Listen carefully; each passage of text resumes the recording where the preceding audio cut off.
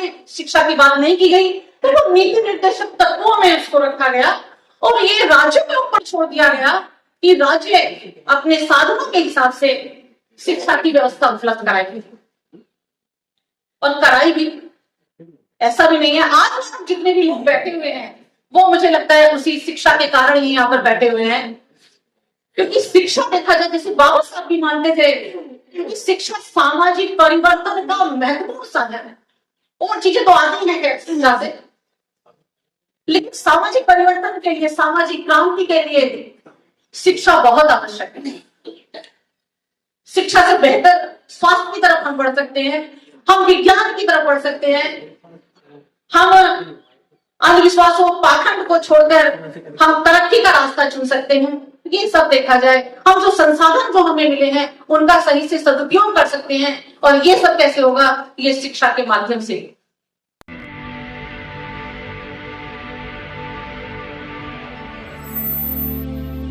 सभी प्रबुद्ध भाई बहन, इस सभागार में उपस्थित सभी प्रबुद्ध जन, उनको आज इस प्रख्यात राष्ट्रवादी सामाजिक सक्रियता मंच और भारतीय लोकतांत्रिक समाज महासंघ के संयुक्त तत्वाधान में आयोजित संविधान दिवस के इस अवसर पर हार्दिक शुभकामनाएं देती हूँ और आपको जय भीम का अभिवादन करती हूँ।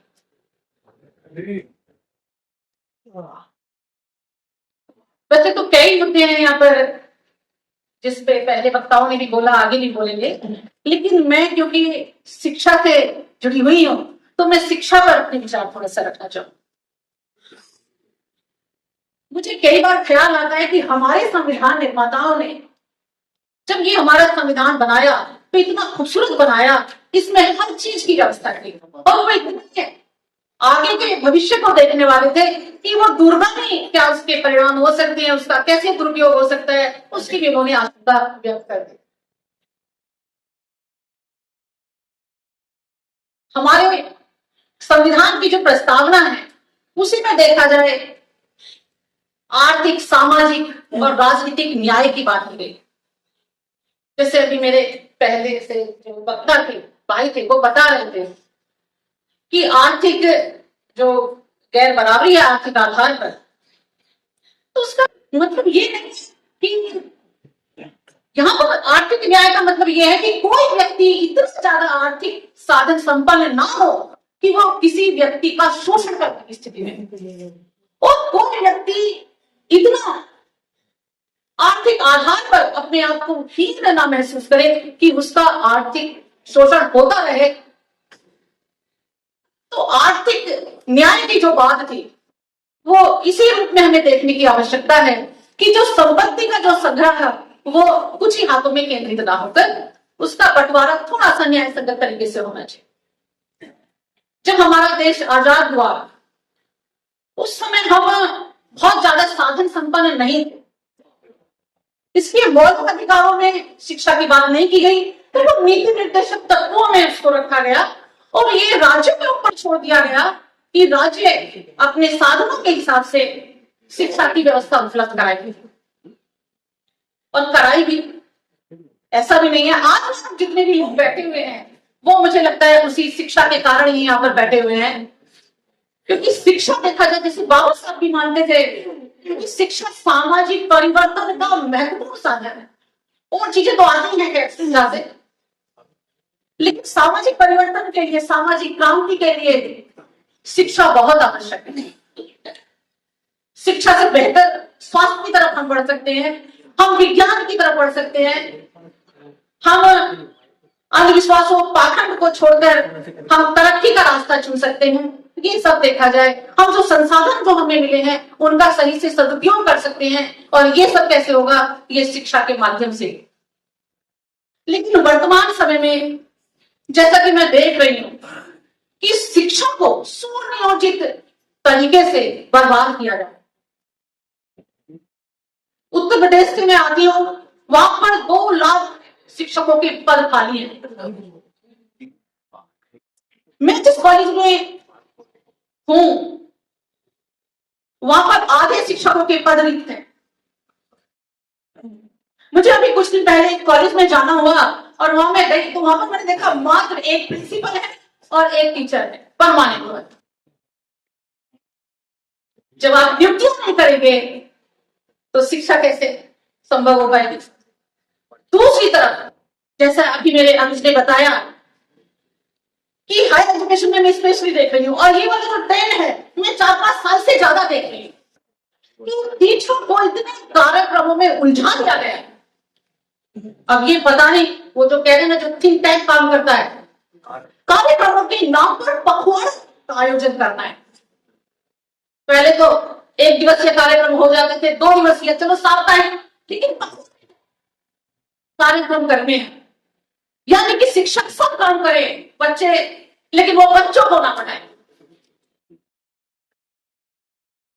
तो ये जो शिक्षा, क्योंकि जो शिक्षा है ना वो विचार का रास्ता, सही शिक्षा से बड़ा मतलब यही है वो सही गलत की पहचान सीखता। तो टीचरों के संपर्क में रहेगा, वो सही गलत की जब पहचान करेगा तो प्रश्न भी पूछेगा, लेकिन शायद हमारा सिस्टम शायद वो चीज नहीं चाहता है, और ये चीज लगातार बढ़ रही है।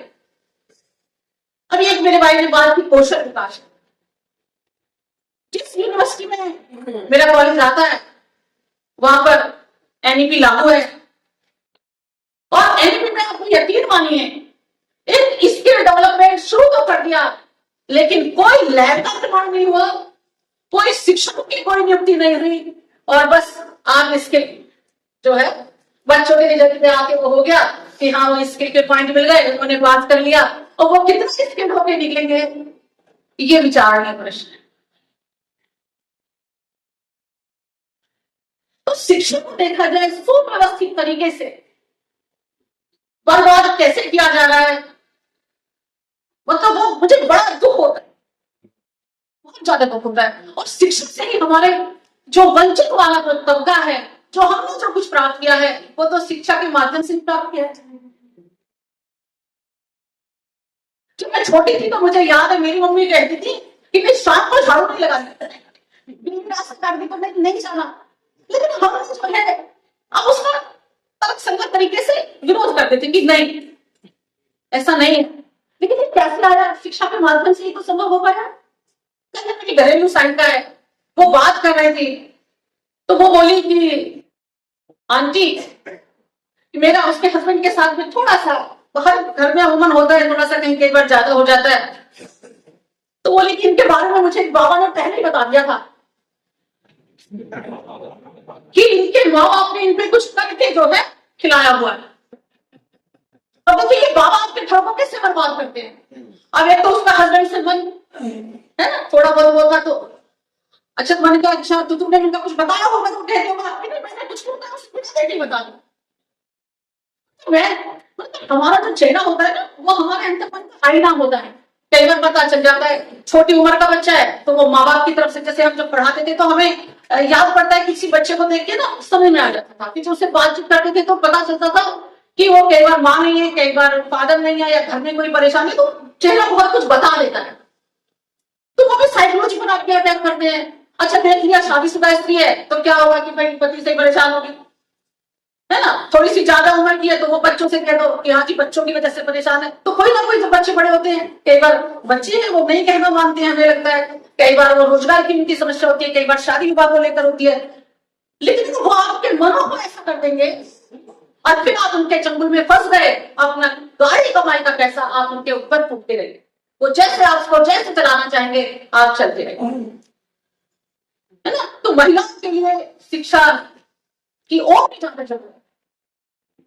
और जो महिलाएं, वैसे तो यहाँ पर मैं देख रही हूँ कि सभी बड़े प्रबुद्ध लोगों का ये आयोजन है, इसमें सभी जो लोग हैं बड़े प्रबुद्ध हैं, वो शायद ऐसे किसी उसमें नहीं आते होंगे, लेकिन फिर भी हमारी यहाँ पर जिम्मेदारी है कि हम समाज के और लोगों को जो हमारे आसपास हैं उन्हें थोड़ा जागरूक करें।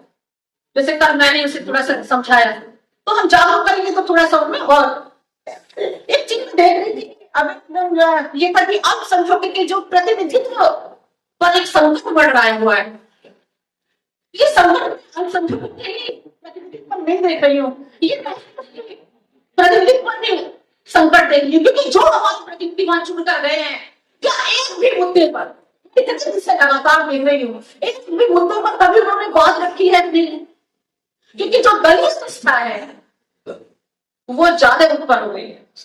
जैसे वो वैसा कह रहे थे, वो दलित निष्ठा इतनी ऊपर है कि आपके वास्तविक मुद्दे जो हैं वो बहुत पीछे छूट गए, बहुत ज्यादा पीछे हुए। संविधान ने तो हमें सब कुछ दिया, अब देखा जाए तो वैसे तो मौलिक अधिकार है शिक्षा, है ना, कानून भी बन गया है कि सबको वो होना चाहिए, लेकिन प्राइमरी स्कूलों की आप हालत देखते हैं। मैं तो अपने कई बार कॉलेज को देखती हूँ और अब 5वां साल लग गया, लेकिन इतनी लाचारी महसूस करती हूँ, बहुत लाचारी महसूस करती हूँ कि बिल्कुल आप एक ही बात नहीं लगवा सकते, बच्चों के लिए लैब यहाँ बहुत अच्छी नहीं दे सकते, इतने सारे पीछे से कोई ग्रांट नहीं है। यूजीसी से पहले ग्रांट हुआ करती थी, वो भी बंद हो गई।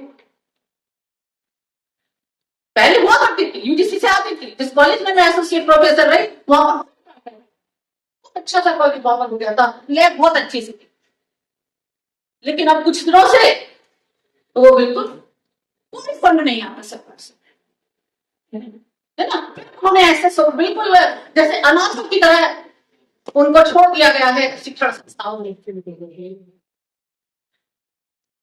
और यहाँ पर मुझे एक चीज और याद आती है कि बाबा साहब कहा करते थे कि कोई भी संविधान अच्छा या बुरा नहीं होता, जिन संविधान को लागू करने वाले अच्छे लोग हैं तो वो बुरे से बुरा संविधान भी अच्छा साबित होगा, और यदि उसका उल्टा है तो वो अच्छे से अच्छा संविधान भी बुरा साबित हो जाएगा।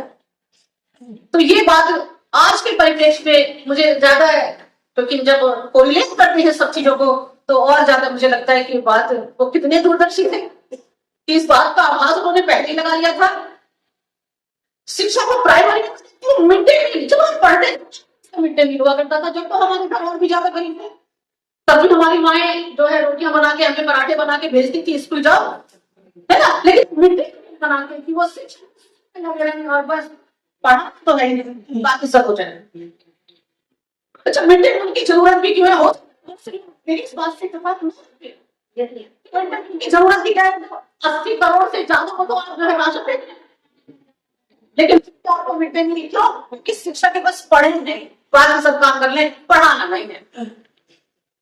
अच्छा, शिक्षा में हमारे समानता जैसे संविधान में बात की गई और प्रस्ताव नहीं है, प्रतिष्ठा और अवसर की समानता, और अवसर कहाँ से रहेगा शिक्षा में? देखा जाए एक तरफ निजी विश्वविद्यालय है, महाविद्यालय है, विश्वविद्यालय है, और एक तरफ सरकारी वाले हैं, दोनों में कहीं कोई समानता दिखाई देती है? अवसर की समानता दिखाई देती है?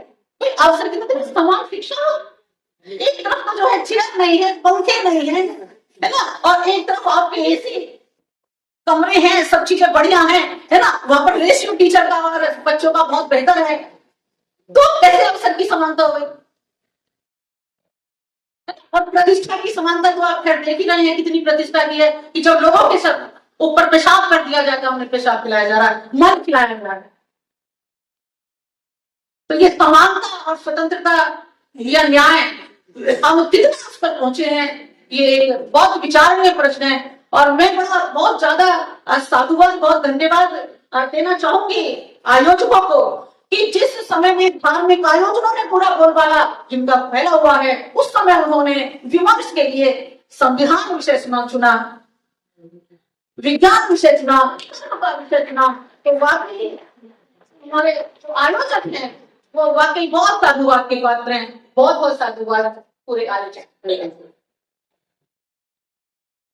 बस मैं एक बात कहते ही अपने शब्दों को विराम दूंगी, तेरी हिम्मत तेरी लड़ाई से जानी जाएगी, तेरी हिम्मत तेरी लड़ाई से जानी जाएगी, और तेरी किस्मत तेरी पढ़ाई से जानी जाएगी।